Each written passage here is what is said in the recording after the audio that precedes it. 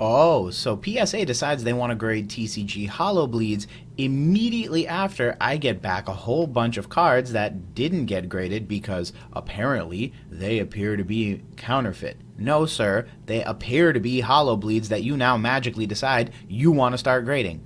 Anyways, this is going to be interesting, especially for a hobby where Holo bleeds are, unfortunately, on the up and up and are actually quite common as an error. So, what are the implications for the Pokemon TCG hobby? We're going to find out, but first, roll that intro.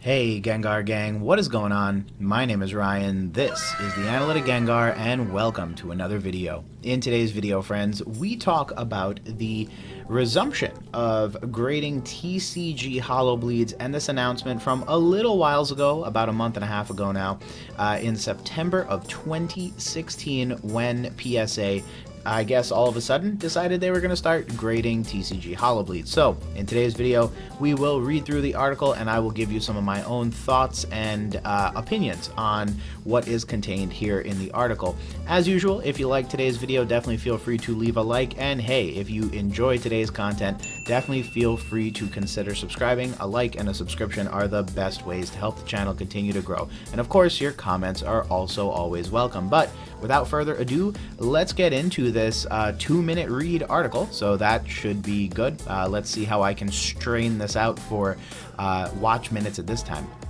So, you can see it's been shared quite extensively, 17 shares in total. And the article reads, PSA has officially announced that it's resuming the grading of TCG. They do specify here that a Holo Bleed, which is what they're going to resume grading, refers to a card whose holofoil treatment shows through areas of the card that are not intended or designated by the manufacturer.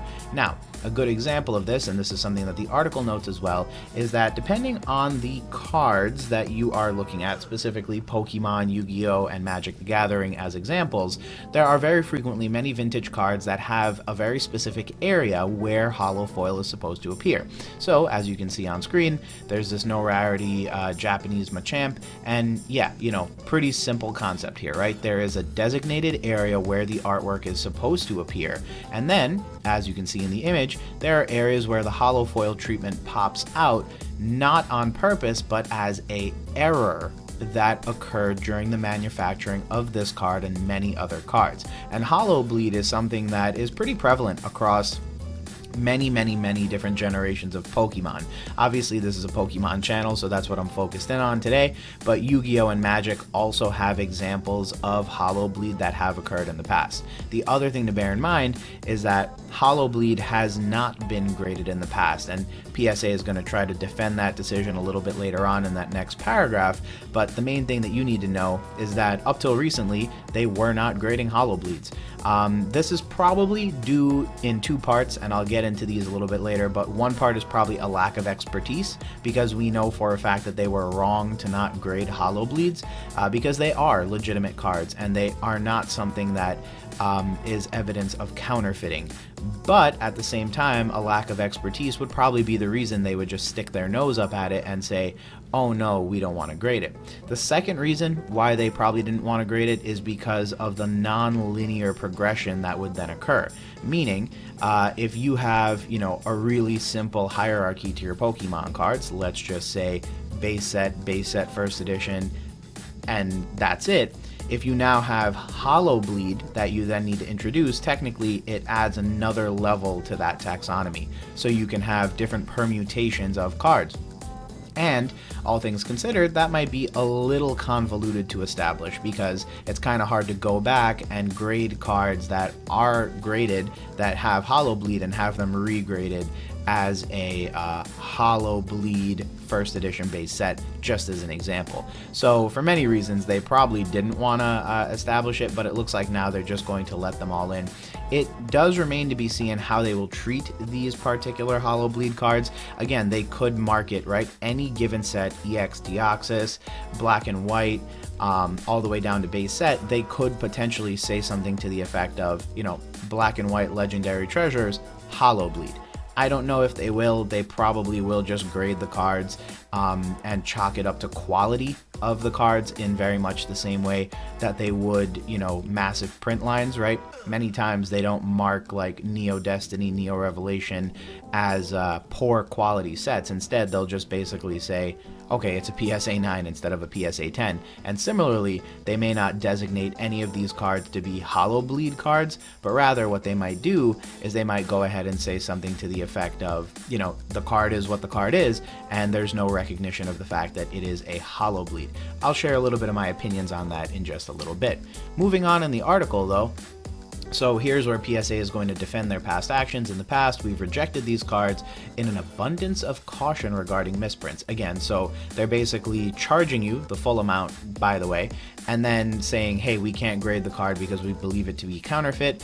And then, you know, that's historically how it's been in the sports card grading scene, but it's not necessarily the case in the world of the TCG game card sets. And this is exactly what I was mentioning earlier, right? If you have a company that is primarily staffed by people who are experts in sports, it can be incredibly difficult to then turn around and say, oh, well, you know, this Pokemon card looks suspect, mainly because in the sports world, this is what I've seen in terms of counterfeiting.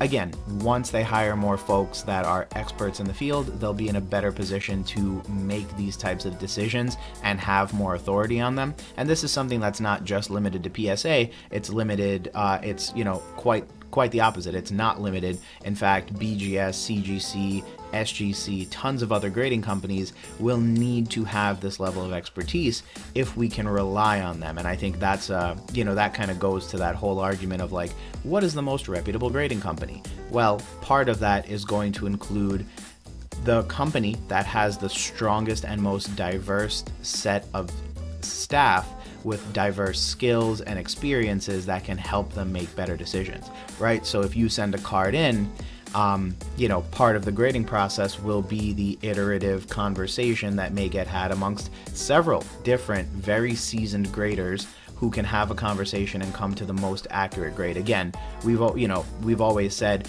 grading is a very subjective thing, and so a lot of human decision and therefore human error gets introduced into the grading process. But if there are many very skilled and experienced folks looking at your card at the same time, it helps bring a level of experience there that can help add, you know, inherent value to a card that has a CGC slab as opposed to a BGS slab. And of course, that's just an example. We all know how I feel about CGC, but hey, I figured I'd shout them out one time in a video, right? Anywho, moving on. So Holo Bleed is widely accepted in the TCG community, and here's what I was mentioning earlier.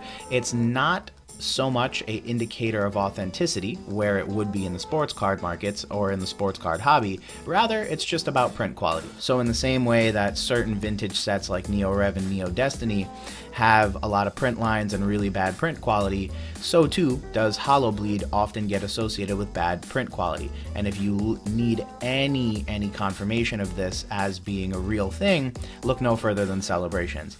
Many Celebrations cards have Holo Bleed on them, and it's not necessarily, you know, a rare thing. In fact, there are a lot of cards that have Holo Bleed, and a lot of people are actually really surprised by that. I see a lot of conversations on Facebook where someone will post their polls and then say, wow, I got Holo Bleed. Is this rare? Is this cool? I've been told in the past it's cool. And a lot of people are correcting them by saying, well, yes, in the past, it's a rare error. Right now, it just looks to be a really bad case of quality control by the Pokemon Company as they've been looking to pump these cards out as quickly as they can. And so, yeah, that's kind of the situation we currently find ourselves in with Celebrations, but just as an example of how common it can be, but also how it relates more to print quality than anything else. So the article goes on to say, in many respects, it's like toned coins, which are recognized as legitimate, sometimes even sought after, which is what I was mentioning earlier with vintage cards, and you know, are sought after by a vast majority of collectors. So apparently this insight and feedback from TCG fans have been heard by PSA, and they're now committed to you know, establish a number of new variations. This is what I was mentioning earlier with like the, such as the 1999 to 2000 legal line in variation for certain Pokemon sets, you know, adding in like new designations that occurred within the TCG that, you know, these guys had not been recognizing up till now. And as TCGs continue to grow, new variations will continue to emerge, and PSA has made it a top priority to add more of these, you know, experienced people as researchers, graders, and to other key positions that will lend their knowledge to our services. Again, this is what I was talking about earlier about how important human capital is to the PSA brand and to any grading company's brand, right? If you want to pick one company over the other, part of that decision-making process should be the understanding that certain companies will attract and retain very highly competent people along the entire spectrum of the grading service, right? So all the way from the shipping and receiving line, all the way to the packaging line, you want people who know how to handle trading cards and know how to get your cards from point A to point B as safely as possible, while also adding in that extra layer of having your cards graded. And, you know, this is where you want these people to be, researching these cards, so immediately they will recognize, oh, hey, this is, you know, a 4th print Rayquaza Gold Star. You want these people grading the cards so that they understand what a print line is versus what a scratch is and how that may impact the grade on a card. And other key positions, again, I'm thinking things like the people who package your cards or the people who QA your cards. So at a very minimum, at a quick glance, they'll be able to know when something looks off or when something is a little quirky, or how to handle your cards to make sure that things are as safe as can possibly be. Of course, it wouldn't be a PSA article without quite literally a link to apply to those positions. So I guess if you're interested, here's PSA's free plug for the day. And of course, the article wraps up, you know, with some blah, blah, blah. Oh, hey, we're committed to making sure that you get what you want. Now, a couple thoughts on this overall. One, I'm really happy PSA is doing this. I believe it was Pokerev who just did a video, and he got a PSA grader return back, and many of his Holo bleeds were not, in fact, graded. So again, if I know anything about PSA, they charged him full price, or, you know, whatever special or value or submission number he submitted under. He got charged full price for each of those, and they basically looked at it, said, oh, it has Holo bleed, okay, cool, we're not going to grade it. And that's basically how this process goes. Again, on this channel, I've had, I believe, only one card come back with any kind of issue, and that was a evidence of recoloration, which is more of an alteration than anything. But, you know, similar concept applies for Holo bleeds. What ends up happening is they send the card back in a card saver with a sticker with a cert number on it, by the way, and then it'll just tell you why it did not get graded. Some graders will, like, you know, highlight or leave you a little note. Other graders will keep it super vague. It really is just a case-by-case basis. Long story short, this is good news, because this means that you don't have to worry about sending in these cards only to have them come back, still get charged, and then your card is basically, you know, none the better. And fun fact, many of the cards that I've submitted in the past that have a little bit of Holo bleed, for one reason or the other, have gotten through. I am distinctly thinking about a Gold Star card that I have. I believe it graded a PSA 8, and I know for a fact it has Holo bleed on it. So looking back, I'm actually curious to see how consistent PSA has been. Again, things can get through, and I think this is one of those situations where things did get through, but now officially you have it on good word that no matter the case, it's not a gamble anymore. If you submit a Holo bleed, it's going through. I believe, personally, this is a direct reaction to a place like CGC and the amount of variations that they recognize. I believe PSA is now under a little bit of pressure to really make some good strides in the realm of error recognition and how that plays into the way that they grade their cards. There are some very high level things like this. You know, the no rarity symbol is usually a pretty good example, because I know for a fact they grade many of these Japanese cards, and the error on this card, by the way, is that usually there's a little black star in the corner of the card to indicate that this is a Holo rare card. But the problem is that this, you know, some portion of this set was printed without the rarity symbol. And so it's a widely recognized error. The thing is that while CGC recognizes this type of error, CGC recognizes tons of other errors, and they'll also grade cards that, you know, are a little bit more, you know, quote unquote risque / require a little bit more expertise. And this is exactly, ironically enough, what's gotten CGC in trouble in the past, because they will grade cards that have very clearly been stolen off the production line, but at the same time, they'll grade cards like the Protos toys.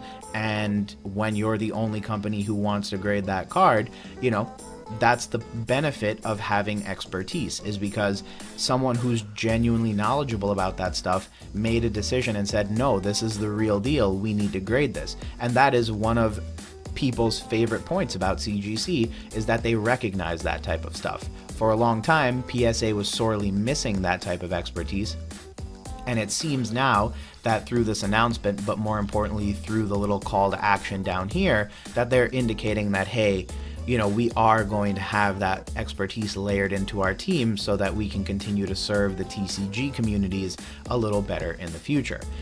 So that sounds like good news, I hope. But with all that said, friends, thanks again for checking out another video. I hope you enjoyed today's video, and if you did, hey, leave a like, and as always, feel free to hit that subscribe button to join the Gengar Gang. Other than that, friends, I hope you guys are having an amazing Tuesday, and we will talk soon. Peace.